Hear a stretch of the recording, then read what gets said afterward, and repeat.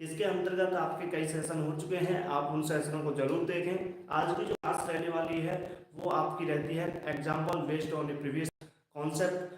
जितने भी आपके पिछले लेक्चरों में जितना कॉन्सेप्ट हुआ है उससे रिलेटेड आज की क्लास रहने वाली है। उससे रिलेटेड हम कुछ क्वेश्चंस करने वाले हैं जिससे कि आपका जो कॉन्सेप्ट है बिल्कुल क्लियर हो जाए और आप क्वेश्चनों को आसानी से कर पाओ। ठीक है, तो हम डिफरेंट टाइप के आप क्वेश्चन करेंगे। जब तक आप वीडियो को शेयर कर दीजिए, जितने भी लोग हैं, जितने भी बच्चे हैं, जितने भी आपके रिलेटिव्स हैं जो तैयारी कर रहे हो, तो उनको ज़्यादा से ज़्यादा शेयर करना है, चैनल के साथ बने रहना है, चैनल को सब्सक्राइब कर लेना है और वीडियो को लाइक और कमेंट जरूर किया करें जिससे कि आपका कोई भी डाउट हो वो बिल्कुल क्लियर हो जाए। तो कमेंट जरूरी है।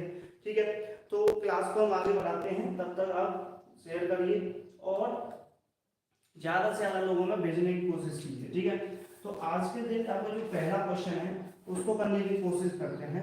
देखो आपसे बोला गया, पहला क्वेश्चन आपसे क्या कहा गया है। देखो यहाँ पे आपको थोड़ा सा हम हिंदी लेके चलते हैं, तो हिंदी वाले बच्चे थोड़ा सा परेशान रहते हैं कि सर आप हिंदी नहीं लेके चल रहे हो, और या उनको थोड़ा सा ये प्रॉब्लम रह रहा है। इंग्लिश वाले बच्चे तो कवर कर लेते हैं। ठीक है, तो हिंदी वाले बच्चों को ये समझना पड़ेगा कि आगे चल के ना आपको खुद ही ट्रांसफ़र करना पड़ेगा कि हिंदी से इंग्लिश में आना ही आना है। तो आपको इंग्लिश से हिंदी अपने आप ही धीरे धीरे आदत बनाओ, चेंजेस करना सीखो, क्योंकि ज़िंदगी में आगे चल के ना इंग्लिश का बहुत ज़्यादा रोल रहने वाला है। तो आपको समझना पड़ेगा जो चीज़ें आपको हिंदी में आती हैं वो ही चीज़ें आपको इंग्लिश में आती हैं, तो थोड़ा सा और अच्छा माना जाता है। तो आपको समझते हुए चलना है।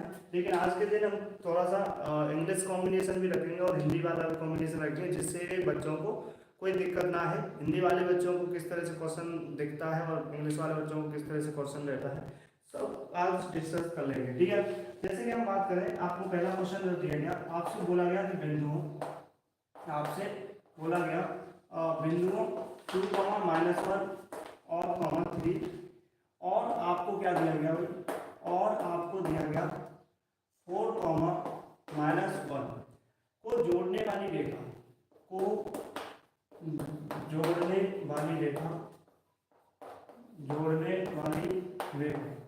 तो जो आप ध्यान से समझना, आपको दो बिंदु दिए जा रहे हैं, तो इन दोनों बिंदुओं को जोड़ने वाली जो रेखा है उसको किस रेशो में डिवाइड किया गया है, उसको आपको डिवाइड किया गया भाई 3:4 में डिवाइड किया गया है।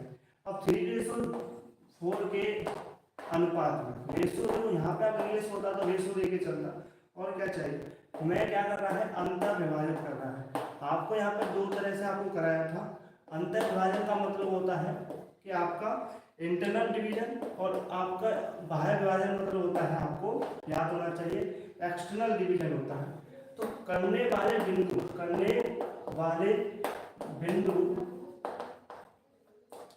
आपके बिंदु क्या चाहिए भाई, के निर्देशांक चाहिए, के क्या चाहिए, निर्देशांक चाहिए।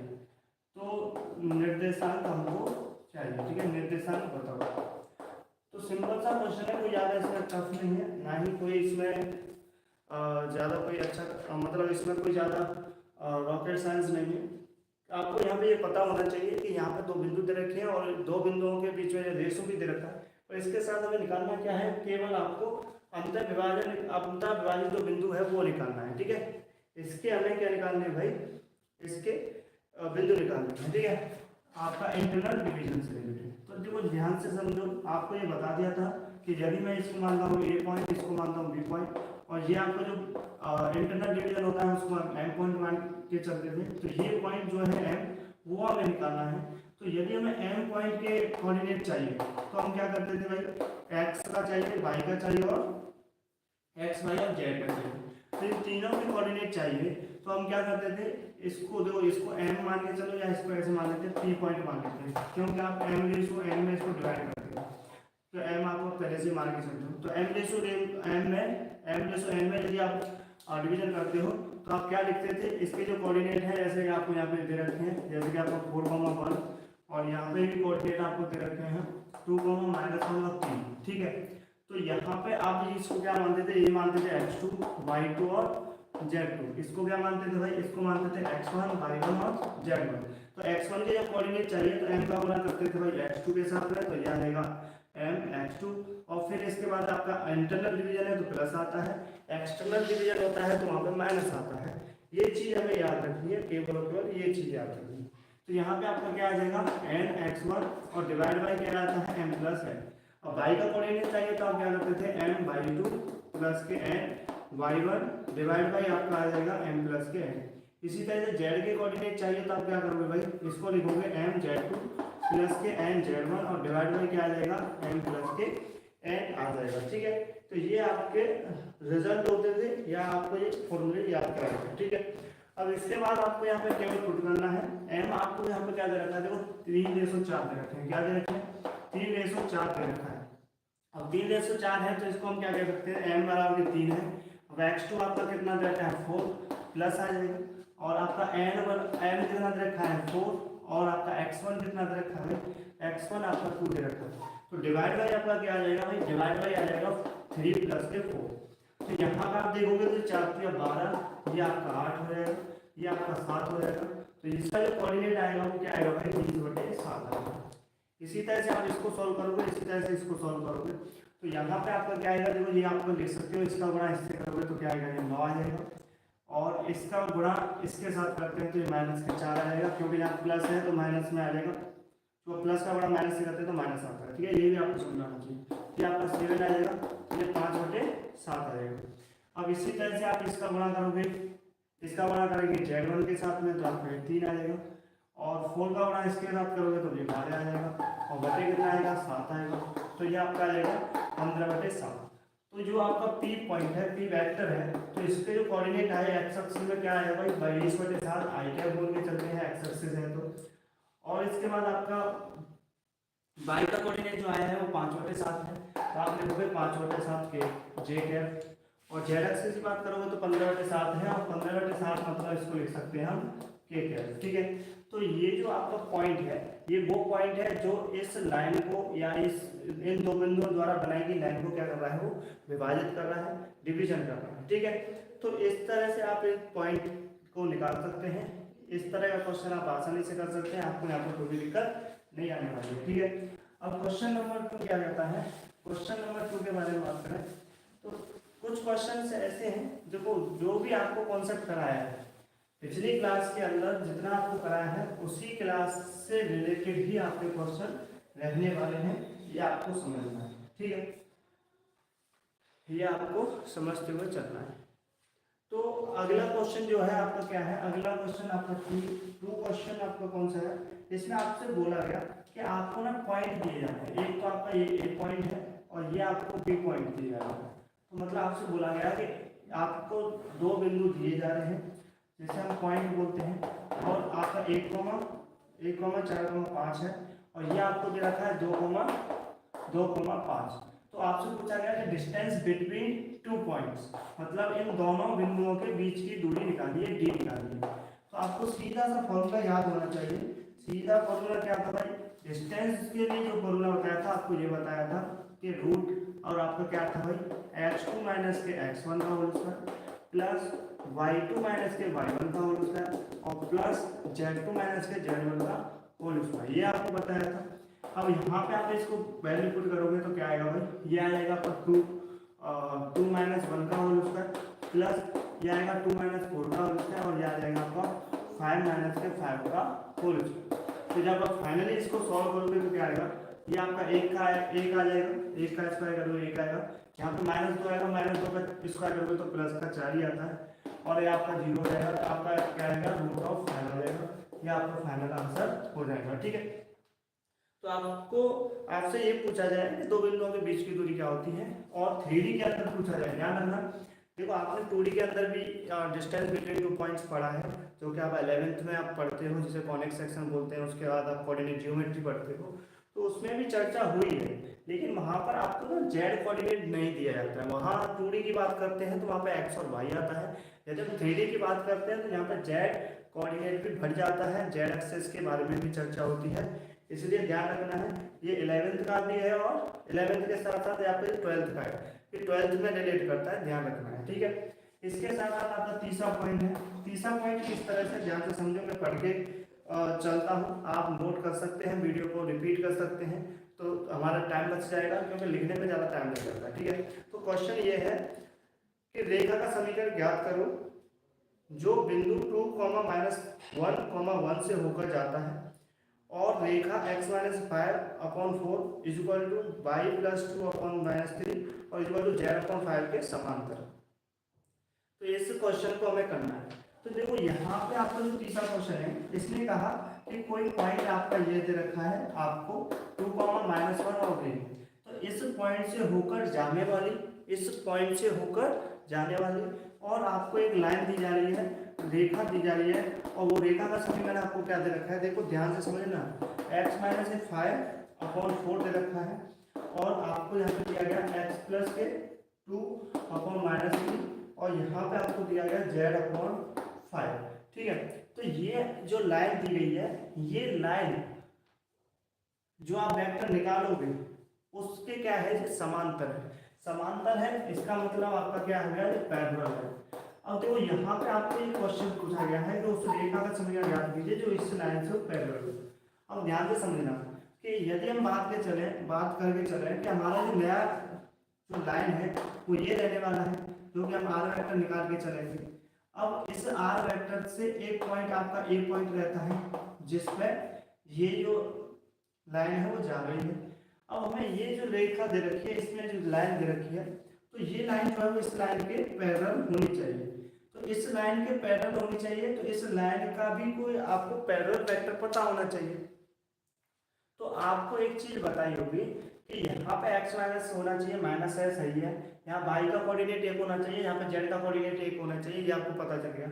इसके बाद आपको ये पता चाहिए यहाँ पे x माइनस होना चाहिए, y माइनस होना चाहिए, तो यहाँ पे ये प्लस है। तो इसका मतलब इसको हम इस तरह से भी लिख सकते हैं, ये y माइनस के माइनस का 2, इसमें हमें कोई दिक्कत नहीं, अपॉन माइनस का 3, और इसके बाद आप लिख सकते हो z/5। लेकिन मैंने ये आपको बता दिया था कि यदि हमें इस लाइन के क्या चाहिए भाई, पैरेलल वेक्टर चाहिए, तो नीचे जो लिखे हुए हैं वो इसके क्या है, एक तरह के पैरेलल वेक्टर होता था। ये किस फॉर्म में दे रखा है, कार्टेशियन फॉर्म में दे रखा है। तो आपको समझ में आना चाहिए, ये नीचे जो लिखे होते थे वो बी वेक्टर लिखे होते थे, जो कि इसके समांतर होते थे। जब इस रेखा, ये जो रेखा है वो किसी दूसरी वेक्टर से यदि पैरेलल है, तो ऑटोमेटिकली ये भी रेखा उस इस वाले वेक्टर से क्या होगी, पैरेलल होने वाली है। ठीक है, जैसे कि इसके पैरेलल कोई और वेक्टर है, तो ये इसके पैरेलल है, तो ये जो है इसका इससे रिलेशन जो हो जाएगा वो भी इसके साथ क्या हो जाएगा, पैरेलल का ही रिलेशन रहने वाला है। जैसे ये समझ के चलो कि एक आदमी जो है वो दूसरे आदमी के साथ में पैरेलल है, तो आपका दूसरा आदमी जो तीसरे आदमी के साथ में पैरेलल है, तो पहला और जो तीसरा है वो ऑटोमेटिकली क्या हो जाएगा, एक दूसरे से पैरेलल हो जाएंगे, इसमें हमें निकालने की जरूरत नहीं है। ठीक है, तो इसी तरह से हमें यहाँ पे पता चला कि आपका जो पैरेलल वेक्टर है जिसे हम b से रिप्रेजेंट करते थे, वो क्या हो गया भाई, वो आ गया भाई 4i माइनस का 3j और प्लस का 5k, ये आ गया। अब इस पॉइंट से होकर जा रही है, तो इस पॉइंट को हम क्या बोलते थे, इसको हम बोलते थे ए पॉइंट। तो आपको एक फॉर्मूला कराया था कि एक पॉइंट से होकर जाने वाली लाइन और किसी वेक्टर के पैरेलल होने वाली लाइन का समीकरण। तो ये आपको कराया था आर वेक्टर इक्वल टू क्या कराया था भाई, ये कराया था आपको एम वेक्टर, या हमें यहाँ पे लेके चले थे r1 वेक्टर, क्या लेके चले थे, r1 वेक्टर लेके चले थे, याद हो तो। और ये बी वेक्टर को पैरेलल माने थे, वो आपका क्या माने थे, आप एम मान के चले थे, है ना। तो लैम्डा एम वेक्टर क्या लिखा था, एम लैम्डा एम वेक्टर मान के चले थे। ठीक है, तो थोड़ा सा डेटा आप चेंज कर सकते हो, जिस तरह से हमने पहले क्लास में किया है उसी तरह से आप वेक्टर मान के चलो, तो थोड़ा सा चीज़ें क्या होती हैं, फिक्स रहती हैं, जिससे कि हमें याद करने में भी आसानी होती है, कंसेप्ट को समझने में भी आसानी होती है। ठीक है, तो यहाँ पे देखोगे तो आपको r1 पता चल गया कि r1 तो वो वेक्टर होता है जिससे ये रेखा गुजर रही है। तो यहाँ पे पॉइंट पता है, और पॉइंट को हम यहाँ पे ये लिख सकते हैं 2, -1 और 1 लिख सकते हैं, और प्लस लैम्डा आपको दे रखा है, और लैम्डा और के बाद आपको एम वेक्टर, वो वेक्टर जो इसके पैरेलल है। अब इस लाइन के पैरेलल कौन सा वेक्टर होता है, ये वाला। तो ये आपका आ जाएगा 4 -3 और ये आएगा 5। तो ये जो लाइन आई है ना, यही लाइन आपकी क्या हो जाएगी, ये इस वेक्टर की लाइन हो जाएगी जो बिंदु ए से होकर जा रही है और इस लाइन के पैरेलल है। आ रहा है कि नहीं आ रहा। तो देखो लाइन का यहाँ पे कॉम्बिनेशन मैंने बताया था आपको कि यहाँ पे 4 फॉर्मूले हैं, केवल 4। तो यहाँ पे पहले आपको 2 कराए थे कि एक लाइन से होकर जाने वाली रेखा का समीकरण, एक लाइन से होकर जाने वाली इक्वेशन बतानी थी, और एक था जो 2 बिंदुओं से होकर जाने वाली रेखा का समीकरण। तो मतलब आपको मुझे बोला था equation of a straight line is given, या आप बोल सकते हैं पासिंग थ्रू 2 पॉइंट्स। एक तो होता है 1 पॉइंट है पैरेलल टू अदर पॉइंट, एक हो जाएगा आपका पासिंग थ्रू 2 पॉइंट्स। तो इसके बाद आपको यहाँ पे कराए थे 4 फॉर्मूले। कितने कराए थे? 4 कराए थे, जिसमें ये आपका वेक्टर फॉर्म होता था, ये आपका क्या होता था कार्टेशियन फॉर्म होता था, ये वेक्टर फॉर्म और ये कार्टेशियन फॉर्म। तो देखो उसने इसी तरह का कॉम्बिनेशन बनाते हुए चला है कि यहाँ पे आपका जो आंसर मैंने दिया है वो आपको वेक्टर फॉर्म में आंसर दिया है, जो आपको वेक्टर पूछा था, और यहाँ पे आपको जो गिवन डेटा है वो किसमें दिया? कार्टेशियन फॉर्म में। जो डेटा दिया है वो कार्टेशियन फॉर्म में दिया गया है। तो यहाँ से आपको ये सिलेक्ट करना पड़ेगा कौन पैरेलल कौन नहीं। तो उस क्लास को जरूर देखें, वो क्लास बहुत ज़्यादा इंपॉर्टेंट है। उस क्लास के बिना आप इसको क्वेश्चन को नहीं कर सकते, ये आप समझ जाना, क्योंकि उसमें सभी चीज़ें कराई हैं कि किस तरह से हम वेक्टर फॉर्म से कार्टेशियन फॉर्म में चेंज कर सकते हैं, और किस तरह से कार्टेशियन फॉर्म से वेक्टर फॉर्म में चेंज कर सकते हैं। तो इस तरह के क्वेश्चन हम अच्छे खासे कर चुके हैं, आपको यहाँ पे कोई भी दिक्कत नहीं आने वाली है। अब तीसरा क्वेश्चन आप नोट कर सकते हो। तीसरा क्वेश्चन आपसे बोला गया कि यदि कोई रेखा एक्स एक्सिस तथा वाई एक्सिस से क्रमशः 30 डिग्री और 45 डिग्री के कोण बनाए तो उनके द्वारा जेड एक्स से बनने वाला कोण कौन सा है? तो जेड एक्स से बनने वाला कोण आपको बताना है। जैसे उसने बोला कि एक्स एक्सिस से बनने वाला कोण, और उसने बोला कि वाई एक्सिस से बनने वाला कोण। तो एक्स एक्सिस से बनने वाला कोण को हम अल्फा बोलते थे, वाई एक्सिस से बनने वाले कोण को बीटा बोलते थे, और जेड एक्सिस से बनने वाले कोण को हम क्या बोलते थे? याद हो तो गामा बोलते थे। तो ये जो एंगल्स हैं आपको ये दे रखे हैं, ये आपको निकालना है। और आपको ये वाला एंगल कितना रखा है? ये आपका 30 डिग्री का रखा है, और ये आपका 45 डिग्री दे रखा है। तो आपको जेड एक्सिस से एंगल बताना है कि ये जो आपका एक वेक्टर है तो वो एक्स एक्सिस से तो 30 डिग्री बनाना है, वाई एक्सिस से 45 डिग्री, तो वो जेड एक्सिस से कितना डिग्री बनाएगा ये आपको निकालना है। ठीक है, तो ये क्वेश्चन है आपका। अब इस क्वेश्चन को निकालने के लिए आपको यहाँ पे क्या आपको पता होना चाहिए? आपको ये रिजल्ट पता होना चाहिए कि आपको जो कॉसजेन आपको कराए थे ना, कॉसजेन डायरेक्शन कॉसजेन जो कराए थे, तो डायरेक्शन कॉसजेन में आपको कराया था कॉस पर स्क्वायर अल्फा, कॉस पर स्क्वायर बीटा प्लस कॉस पर स्क्वायर गामा। ये जो रिजल्ट होता है वो क्या होता है? 1 होता है। इसका जो सम होता है वो क्या होता है? 1 होता है। ये आपको रिजल्ट करा दिया था, प्रूफ भी करा दिया था, सारी चीज़ें हमारी क्लास में हो चुकी हैं। तो बस हमें ये रिजल्ट याद होना चाहिए था। जब किसी बच्चे को ये रिजल्ट याद है तो आप बाय द्वारा इसको कर सकते हैं। जैसे कि आपका कॉस पर स्क्वायर अल्फा, तो आपका अल्फा की वैल्यू 30 डिग्री, तो आप यहाँ पे लिख सकते हो 30 डिग्री। और ये आपका आ जाएगा कॉस पर स्क्वायर 45 डिग्री, तो यहाँ 45 डिग्री लिख सकते हैं। और ये आपका आ जाएगा कॉस पर स्क्वायर गामा, जो कि हमें निकालना है। तो कॉस पर स्क्वायर 30 डिग्री, कॉस 30 की वैल्यू क्या होती है आपको याद होना चाहिए, √3/2 होता है, इसका स्क्वायर करना है। कॉस 45 की वैल्यू आपका 1/√2 होता है, इसका स्क्वायर करना है, प्लस कॉस पर स्क्वायर गामा = 1 होता है। इसको जब आप सॉल्व करोगे तो ये आएगा आपका 3/4 प्लस ये आपका 1/2, ये प्लस आपका कॉस पर स्क्वायर गामा आ जाएगा। इसको जब आप इधर लेके जाओगे, इधर लेके जाते हैं या इसको सॉल्व करोगे तो ये आपका कॉस पर स्क्वायर गामा = 1 माइनस के 3/4 माइनस के 1/2 आ जाएगा। इसको जब यहाँ सॉल्व करते हैं तो क्या आएगा भाई? कॉस पर स्क्वायर गामा, तो ये आ जाएगा आपका एलसीएम लोगे तो 4, तो यहाँ पे आ जाएगा 4 माइनस के 3 और माइनस का आपका 2 आ जाएगा। तो ये आपका आ जाएगा माइनस के 1/4। ठीक है, क्या आ जाएगा भाई? माइनस का 1/4 आ जाएगा। ठीक है, तो यहाँ पर आपको कोई दिक्कत नहीं है। 4 माइनस का 3 और माइनस का 2, यहाँ पे आपका 3 और 2 5, तो माइनस का 1/4 आ जाएगा। अब यहाँ से आप देखोगे तो ये आपका क्या आ जाएगा भाई?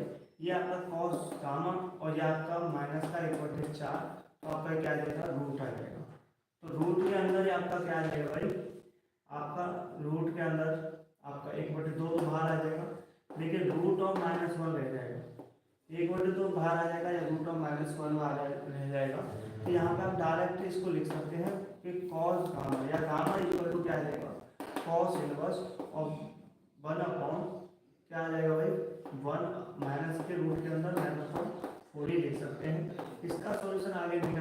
आयोटा में आ जाएगा, आयोटा का कोई सेंस नहीं निकलेगा। तो आप यहीं पर आप इसको आंसर बता सकते हो, यही आपका क्या हो जाएगा, आंसर हो जाएगा। ठीक है, तो ये आपको ध्यान देना है।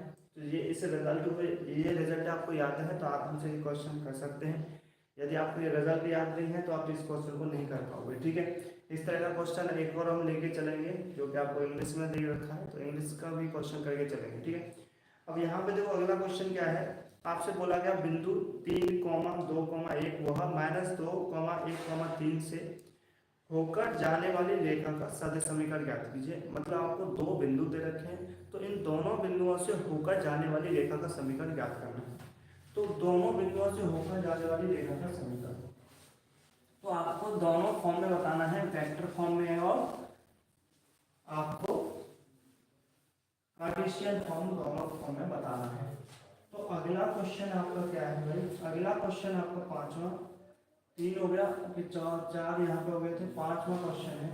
तो पांचवा क्वेश्चन आपका क्या है भाई, पांचवा क्वेश्चन है कि आपको बिंदु दे रखे हैं 3,2,1 और आपको दे रखा है एक बिंदु एंड और दे रखा है -2,1,3। तो ये आपको दो बिंदु दे रखे हैं और इसके द्वारा बनने वाली लाइन क्या है, इन दोनों बिंदुओं से होकर जाने वाली लाइन का समीकरण बताना है। तो इक्वेशन ऑफ ए लाइन आपसे पूछा गया, इक्वेशन ऑफ ए लाइन, तो आप पहले खुद करके चलिए और फिर उसके बाद सॉल्यूशन देखना है। देखो जब भी आपका कॉन्सेप्ट वाइज क्लासेस रहता है जिसमें आपको एग्जांपल कराए जाते हैं, तो पहले आप उन क्वेश्चनों को खुद करके चलिए। आपको ये दोनों पॉइंट दिए जा रहे हैं और आपको इक्वेशन ऑफ ए लाइन निकालना है, तो आपको रेखा का समीकरण ज्ञात करना है। तो खुद करके देखिए, वेक्टर फॉर्म और कार्टेशियन फॉर्म दोनों में निकालिए, फिर उसका चेक करा करो कि आपने सही किया है गलत किया है। ठीक है, तो आप पहले खुद से किया करो। ठीक है, जैसे हमें यहाँ पे याद होना चाहिए, जैसे आपका वेक्टर फॉर्म होता है, तो वेक्टर फॉर्म आपका क्या होता है, आपको याद हो, आर वेक्टर इक्वल टू आपका क्या होता है, are vector equal to R1 और वेक्टर प्लस के लैम्डा और R2 माइनस के R1 वेक्टर, ये होता था। तो इसी फॉर्मूले का हमें यूज करना है, तो आप डायरेक्ट यहाँ पे कर सकते हो। R1 आपका वेक्टर कौन सा है, ये है, यहाँ पे आप लिख सकते हो 3,2,1 प्लस के लैम्डा, और इसको देखो R2 माइनस R1 इसमें से इसे घटाना है, तो आप इसमें से इसे घटाओगे तो -2 में से -3 चला गया तो माइनस के 5 बचेगा, और 1 में से 2 चला गया तो माइनस का 1 बचेगा, 3 में से आप 1 गएगा तो कितना बचेगा, 2 बचेगा। तो आपका जो वेक्टर फॉर्म है एक्चुअल में आप ये लिख सकते हो, देखो आई कैप और प्लस का लिख सकते हो 2j कैप और ये आपका आ जाएगा 3 कैप, और प्लस के क्या आ जाएगा भाई, प्लस क्या आ जाएगा लैम्डा, और ये माइनस का आई कैप और माइनस का j कैप और प्लस का 2k, ये आपका वेक्टर फॉर्म में, ये आपका आंसर हो जाएगा रेखा का समीकरण। ठीक है, ये आपका आंसर है। इसके साथ साथ आपको यहाँ पर कार्टेशियन फॉर्म बताया था, है ना, तो क्या आएगा कार्टेशियन कार्टेशियन कार्टेशियन तो कार्टेशियन फॉर्म क्या होता था, तो कार्टेशियन फॉर्म के बारे में बात करें तो कार्टेशियन फॉर्म क्या होता था, याद होना चाहिए तुम्हें, क्या होता था भाई, x माइनस के x1 अपॉन क्या होता था, x2 माइनस के x1 बराबर के क्या था, y माइनस के y1 अपॉन में क्या था, y2 माइनस के y1, और ये आपका था z माइनस के z1 अपॉन में क्या था भाई, अपॉन में था z2 माइनस के z1। ठीक है, तो यहाँ पे आपको पता है x1, इस वाले पॉइंट को मान के चले तो यहाँ पे आएगा x माइनस के 3, और x2 माइनस x1 क्या होगा भाई, x2 माइनस x1 यहाँ से निकाला है, वैसे भी आप सॉल्व कर सकते हो, या इसमें से घटाओगे तो क्या आएगा भाई, माइनस के 5 आ जाएगा। इसी तरह से y माइनस के y1 कितना है आपका 2 है, अपॉन y2 माइनस से y1 इसमें से घटाओगे तो क्या आएगा भाई, माइनस का 1 आ जाएगा, बराबर ही आपका ये क्या आ जाएगा z, और z माइनस के z1 आपका क्या है, आपका 1 है, और अपॉन में क्या आएगा z2 माइनस z2, तो 2 माइनस का 1 है तो 1 आ जाएगा। तो फाइनल आंसर ये आया x माइनस के 3 डिवाइड बाई -5 और -1। ठीक, तो y माइनस के 2 अपॉन -1 और ये आपका z माइनस के 1, तो ये आपका फाइनल आंसर हो जाएगा, जो कि आपका कार्टेशियन फॉर्म में है। कौन सी फॉर्म में है भाई, कार्टेशियन फॉर्म में है। ठीक है, तो इस तरह से आप क्वेश्चन कर सकते हैं, यहाँ पे आपको कोई भी दिक्कत नहीं आने वाली है, ये आपको समझ में आ रहा है। ठीक है, तो आपसे यदि पूछा जा रहा है कि दो बिंदुओं से होकर जाने वाली लाइन का समीकरण ज्ञात कीजिए, तो आप डायरेक्ट ये याद रखोगे, ये आपको फॉर्मूले याद होने चाहिए। आपको ये बता दिया था प्रीवियस क्लासेस में, ये बहुत ज़्यादा इंपॉर्टेंट है, काम के हैं, तो आपको ये याद रखना है, ठीक है। तो इस तरह के क्वेश्चन आप आराम से कर सकते हैं, क्योंकि आपका ये कॉन्सेप्ट बिल्कुल क्लियर है, ठीक है। तो अगला क्वेश्चन थोड़ा सा देख के चलते हैं। तो अगला क्वेश्चन आपसे क्या बोला गया है, अगला क्वेश्चन कह रहा है कि 1 2 और -3। देखो आपसे बोला गया कि आपका ये पॉइंट्स हैं, कौन कौन से पॉइंट्स हैं, 6वां क्वेश्चन है। आपको बोला गया 1, 2, -1 और आपको दिया गया है -1, 0, 1 को मिलाने वाली रेखा। देखो आपकी जो इन दोनों बिंदुओं को मिलाने वाली जो लाइन है वो आपको अपनी बात दे रखा है कि x - 1 है अपॉन में 11 है, और आपको दे रखा है y - 2 अपॉन में आपका n है, और आपको दिया गया z+1 अपॉन में n है। ये आपको लाइन दिया जा रहा है, और इसके साथ आपसे पूछा गया l + n कितना होगा। आपसे पूछा गया कि l + m क्या होने वाला है, इसका आंसर बताइए, ठीक है। तो यहाँ पे आपको सिंपल सा रूल है, आपको पता होना चाहिए कि दो बिंदुओं से होकर जाने वाली रेखा का समीकरण, और जो कि आपको लाइन जो दी गई है वो कार्टेशियन फॉर्म में दे रखी है, तो आप डायरेक्ट इन दोनों बिंदुओं से बनने वाला रेखा का समीकरण निकाल लो। और जो कि आपका रेखा का समीकरण कौन सा होना चाहिए, कार्टेशियन फॉर्म में होना चाहिए, क्योंकि उसमें कार्टेशियन फॉर्म में दिया गया है, ठीक है। तो कार्टेशियन फॉर्म का जो फॉर्मूला है अभी हमने 2 मिनट पहले करा है, तो कार्टेशियन फॉर्म जो है वो बेसिकली क्या है, आपको पता है कि x - x1 upon x2 - x1, ये आपका y1 माइनस के y1 और क्या था y2 - y1, और z - z1 अपॉन क्या था z2 - z1, ठीक है। अब इसको जब आप इन दोनों बिंदुओं द्वारा आप इस लाइन को बनाओगे तो क्या बनेगी भाई, जब बनेगी तो ये आएगा आपका x - 1 अपॉन ये आपका आ जाएगा भाई x2 - x1, इसमें से आपको इसको घटा देना है। तो ये आपका देखो -1 में से -1 ही घटाना पड़ेगा, तो -1 को ही घटाओगे तो यहाँ पे -2 आ जाएगा, ठीक है। -1 और ये आ जाएगा -1, ठीक है, घटा रहे हो तो -2 हो जाएगा टोटली।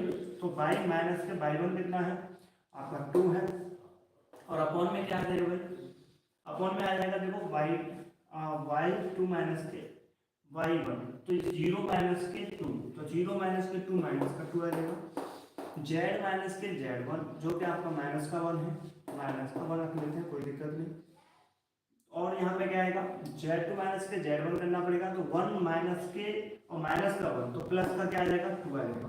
तो ये जो फॉर्म बनेगी x माइनस के 1 और माइनस का 2, और यहाँ आएगा y माइनस और -2 और z प्लस के 1 divide by 2।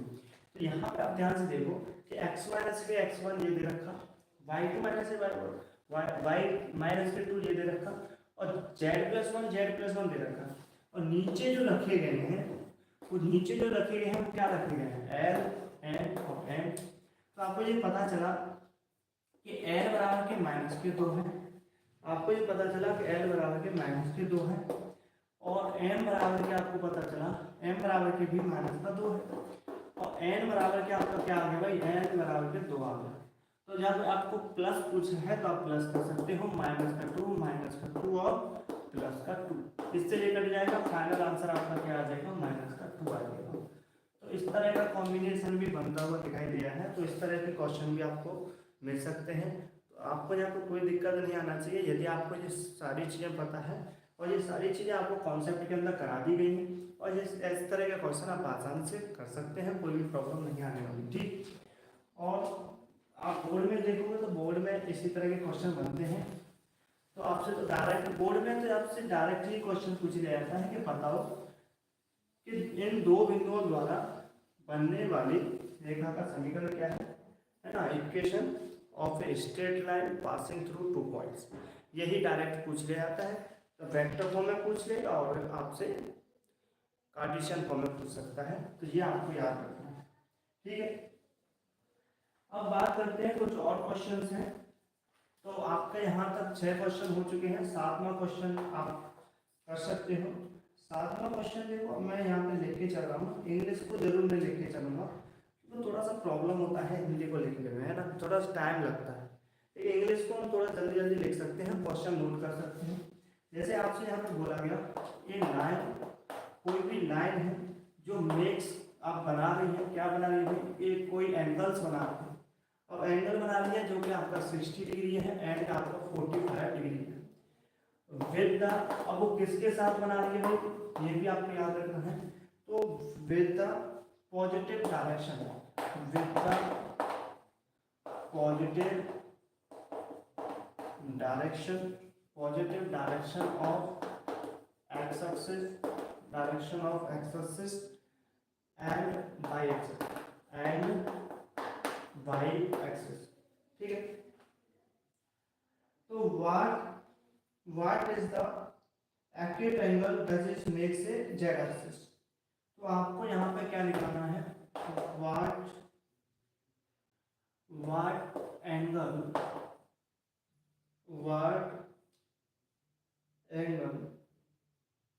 what angle make with the z axis, made with the z axis।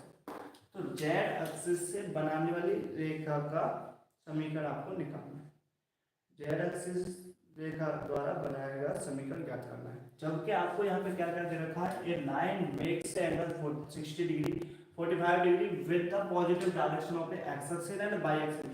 तो ये रेस्पेक्ट वाली दे रखा है, यहाँ पे आप लिख सकते हो रेस्पेक्ट वाली, तो रेस्पेक्ट वाली दे रखा है मतलब क्रमवार। तो एक्स एक्सिस वो 60 डिग्री बनाना है, जेड एक्सिस को आपको 45 डिग्री बनाना है। तो मैंने आपको बताया था एक्स एक्सिस मतलब होता है अल्फा जो कि आपको 60 डिग्री दे रखा है, और आपका वाई एक्सिस जो होता है वो बीटा होता है जो कि आपको 45 डिग्री दे रखा है। जेड एक्सिस आपको निकालना है, ये आपको मैंने करा दिया है ना।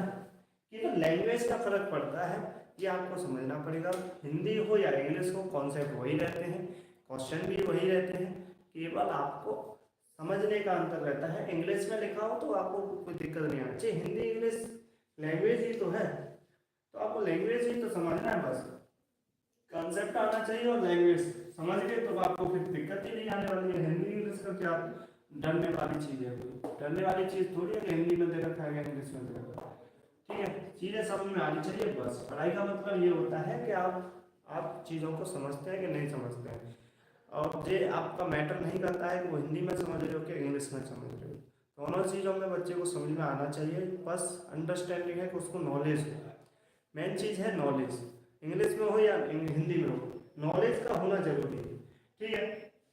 तो यहाँ पे इस क्वेश्चन को करने के लिए मैंने डायरेक्ट आपको बताया था cos पे स्क्वायर अल्फा प्लस cos पे स्क्वायर बीटा और प्लस ये आपका आया था cos पे स्क्वायर गामा। इसका जो आंसर है क्या होता है, 1 होता है। ये आपको रिजल्ट याद होना चाहिए, मैंने कई बार बोला है, मोस्ट इंपोर्टेंट है। इस तरह क्वेश्चन आते हैं तो आपको पता होना चाहिए, ठीक है। तो cos पे स्क्वायर अल्फा मतलब cos 60 डिग्री और प्लस ये आएगा आपका cos पे 45 डिग्री और ये आपका हो जाएगा cos पे square gamma equal to 1। cos 60 की वैल्यू 1/2, इसका स्क्वायर करोगे तो आपका 1/4 आ जाएगा, और cos 45 डिग्री जो होता है 1/√2 होता है, इसका स्क्वायर करोगे तो आपका 1/2 आ जाएगा, और प्लस का आ जाएगा cos पे स्क्वायर गामा इक्वल टू क्या होता है 1। अब cos पे स्क्वायर गामा इक्वल टू क्या आएगा 1 माइनस के 1/4 माइनस 1/2। तो इसको आप सॉल्व करोगे तो क्या आएगा 4, तो ये आएगा 4 माइनस से 1 और ये आपका आ जाएगा 2। तो आपका ये प्लस का 1/2 आता है मतलब 1/4। तो यहाँ पे आप cos गामा जो बराबर लिखोगे तो रूट के अंदर क्या आ जाएगा 1/4, तो इसको मैं लिख सकता हूँ प्लस माइनस के 1/2। तो जो cos गामा मतलब cos गामा की जो वैल्यू है वो एक तो प्लस का 1/2 आ रहा है और एक cos गामा की वैल्यू माइनस के 1/2 आ रहा है। तो cos में 1/2 किसकी वैल्यू होती है cos के अंदर, तो आपको ये पता होना चाहिए कि cos में 1/2 वैल्यू जो होती है वो 60 डिग्री होती है। तो गामा की वैल्यू या तो 60 डिग्री हो सकती है या आपका 120 डिग्री हो सकता है।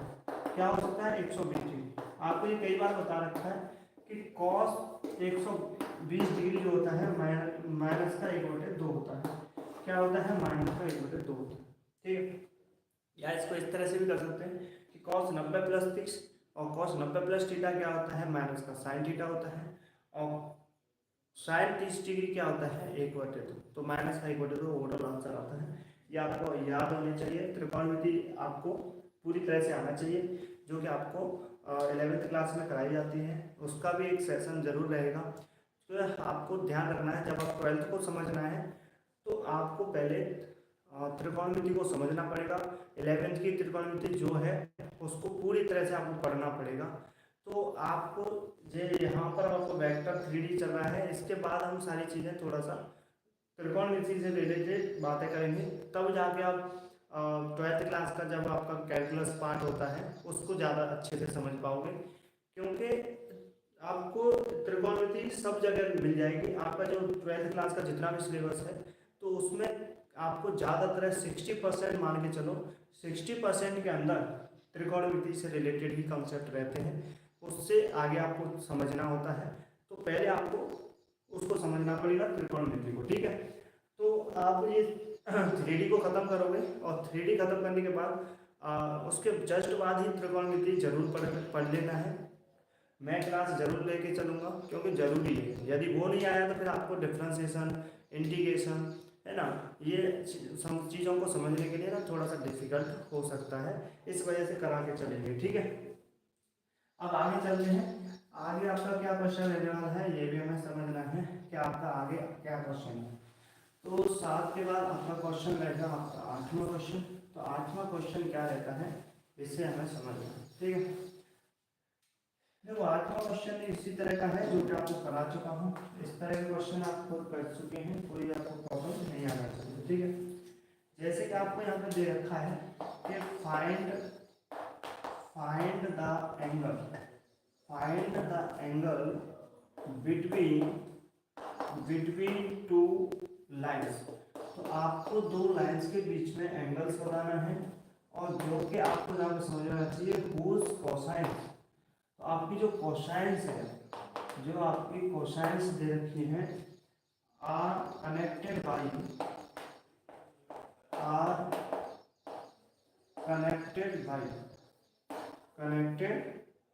द रेशो,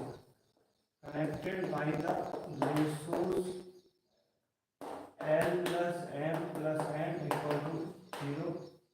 और आपको दे रखा है m का स्क्वायर प्लस m का स्क्वायर इक्वल टू 0, ठीक है।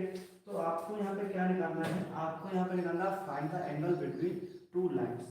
तो दो लाइन के बीच में आपको एंगल बताना है। तो देखो यहाँ पे आपको जो डेटा दे रखा है उसको थोड़ा सा ध्यान से देखिए। इस तरह के क्वेश्चन बहुत ज़्यादा आते हैं, तो आपको कॉन्सेप्ट समझ में आना चाहिए। देखो कॉन्सेप्ट तो वही है, आपको पहले करा देता है एंगल बिटवीन टू लाइन्स, है ना, गिवन ए डायरेक्शन क्वेश्चन। आपको ये कराया था लेक्चर के अंदर, आपको समझ में आना चाहिए। तो आपको जब डायरेक्शन क्वेश्चन दी जा रही हो दो लाइन के बीच में यदि हमें एंगल निकालना है तो हम किस तरह से निकाल सकते हैं। तो आपको ये बता दिया है कि L plus M plus N बराबर 0 है। तो आपको देखो इसको स्क्वायर कर देना है, या आपको याद हो तो इसका स्क्वायर करोगे तो क्या आएगा, इसका 0 का स्क्वायर 0 होता है। लेकिन आपने ये फॉर्मूला जरूर पढ़ रखा होगा a plus B plus C का होल स्क्वायर। तो ये याद रखना है a square B square plus C square, और प्लस का क्या होता है 2ab, और प्लस का क्या होता है 2bc, और प्लस का क्या होता है 2ca। तो ये आपका फॉर्मूला रहता है जो आपको याद होना चाहिए, ठीक। तो ये आपका हो जाएगा एल का स्क्वायर, ये हो जाएगा आपका एम का स्क्वायर, ये आपका एम का स्क्वायर, और ये आ जाएगा आपका 2m मतलब lm, और ये आपका हो जाएगा 2mn, और आगे आपका हो जाएगा 2nl इक्वल टू क्या है 0 है। और ये आपको डेटा भी दे रखा है, आपको एल का स्क्वायर प्लस एम का स्क्वायर प्लस एन का स्क्वायर, ये भी आपको डेटा दे रखा है, और वो डेटा क्या है 0 है। तो ये आपका 0 हो जाएगा, और यहाँ से आप 2 कॉमन लोगे तो जाएगा आपका l plus n, m plus n और n प्लस n, तो जो क्या आएगा 0। तो इसको इधर 0 तो इसका भी क्या आएगा 0। तो आपका l plus n plus m plus n और n plus n equal to 0 आ गया। अब इसका कहने का मतलब ये है कि आपकी जो डायरेक्शन कोसाइन थी, है ना, जो कि आपको रिजल्ट मैंने कराया था, ये इस तरह से कराया था L1 L2 हो, M1 M2 हो और N1 N2 हो, तो बराबर के क्या होता है 0 होता है। मतलब आपका डायरेक्शन कोसाइन का मल्टीप्लिकेशन। इसी तरह से यहाँ पे उदाहरण ये आपका L1 है, ये आपका आपका L2 है, और ये आपका इसी तरह से इसमें कॉम्बिनेशन बन रहा है। ठीक है, तो LM प्लस के MN प्लस के आपका NL आ रहा है। ठीक है, अब इसके बाद आपको ये बताया था जब ये 0 है तो इसका मतलब ये लाइंस के बीच में क्या आ रहा है, इन लाइंस के बीच में क्या आ रहा है भाई, L1 और L2, इन लाइन के बीच में ये एंगल होता था, क्या होता था याद रखो, 90 डिग्री। तो इनके बीच में जो एंगल है वो क्या होता है, 90 डिग्री होता है। ठीक है, इनके बीच में जो एंगल होता है वो क्या होता है, 90 डिग्री। ठीक है, इसके बाद आपको connected by the ratios L plus M plus N equal to 0। तो आंसर तो यहाँ पे ये आ चुका है आपका 90 डिग्री है।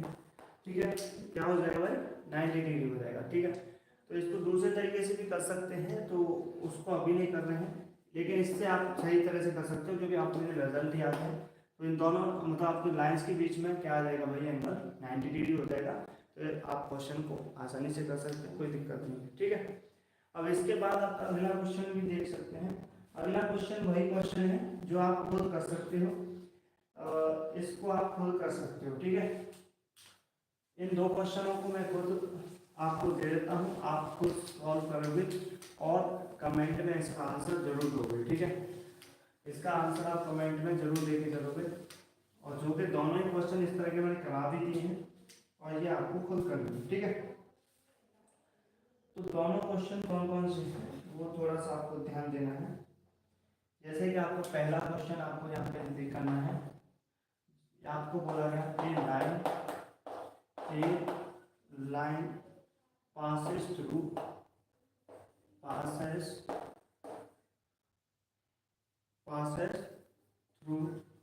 और आपको यहाँ पे दिया passes through the point 3, 4, 5 and is parallel to the vector to I cap to j cap और minus का 3 k cap। Find the equation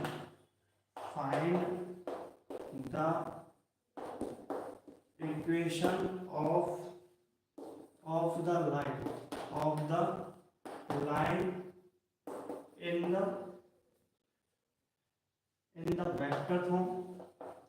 in the vector form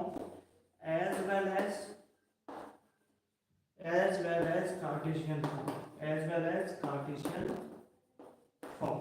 तो आप आराम से बता सकते हैं, यहाँ पर कोई दिक्कत नहीं आने वाली है। ठीक है, इसी तरह से आपका अगला क्वेश्चन है। अगले क्वेश्चन का आपका क्या है, आपको बताना है कि फाइंड द वेक्टर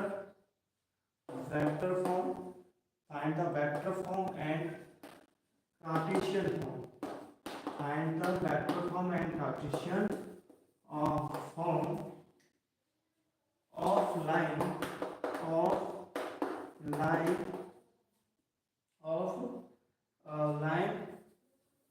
passing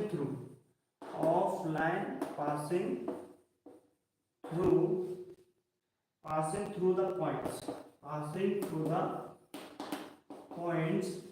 कौन से पॉइंट्स है भाई, passing through the point 2, -3, 0 और आपको दे रखा है 2, 4, 3। ठीक है, तो ये आपके लिए दो क्वेश्चंस हैं जो आपको करने हैं, घर पे आप कर सकते हैं। कॉन्सेप्ट आपका क्लियर है, आप कर सकते हो, और इनका आंसर आप कमेंट में जरूर दें। ठीक है, तो आज की क्लास के अंदर हम इन्हीं क्वेश्चन को करते हैं, और आपका जो टाइम टेबल है वो थोड़ा सा चेंज कर देते हैं, क्योंकि 9 बजे से आपका सेशन रहता था, लेकिन उसको चेंज करके आपका सुबह 10 बजे रहा करेगा। ये आपको ध्यान रखना है। तो आपका जो लाइव सेशन है वो कितने बजे रहा करेगा, 10 बजे रहा करेगा, सुबह के 10 बजे रहा करेगा, ये आपको याद रखना है। तो अब आगे आने वाली जो सेशन है उनका प्रीमियर या अपकमिंग आपको मिल जाएगा, आपका क्लासेस किस तरह से रहनी है, क्या टॉपिक हमें आगे पढ़ना है, तो वो लाइव आपका अपकमिंग बिल्कुल आपको मिल जाएगा। कुछ ही देर में अपलोड कर दिया जाएगा। ठीक है, तो अब मिलते हैं कल की क्लास के साथ। आप इन लेक्चरों को देखते रहिए, अपनी क्लासेस कंटिन्यू देखिए और अपने नोट्स बनाते चलिए। ठीक है, क्योंकि आगे चल के आपको रिवीजन के टाइम पर इन नोट्स की ही ज़रूरत पड़ेगी, तो आप रिवीजन जरूर करें और साथ ही साथ इनका 3-4 बार रिवीजन करते रहें, है ना, क्योंकि आप इन चीज़ों को फिर भूलेंगे नहीं। ठीक, इसी चीज़ को आपको रखना है और क्लासेस को कंटिन्यू लेक्चर बाय लेक्चर देखते चलना है। ठीक है, मिलते हैं हम कल।